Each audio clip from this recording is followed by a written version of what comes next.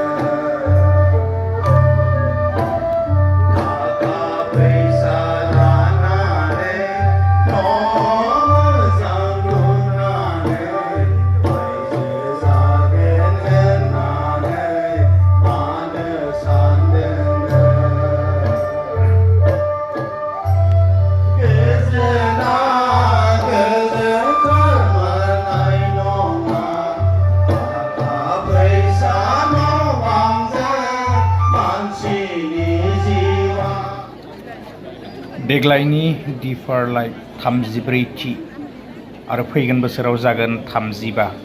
इबाराव नै मानसिफोरा फ्राय माने गोगोमानो ओरैबायदि फुरा लामाया जाम जागुलायबाय। मानसियानो मानसि आरोना।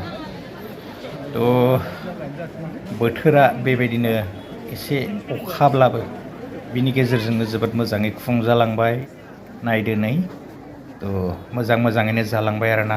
रायजोफोर गोलाव खालामला भिडिअआ बेसेखिनियानोमोन। नेक्स्ट भिडिअ लोगो मोनगोन। गोजोन्थों।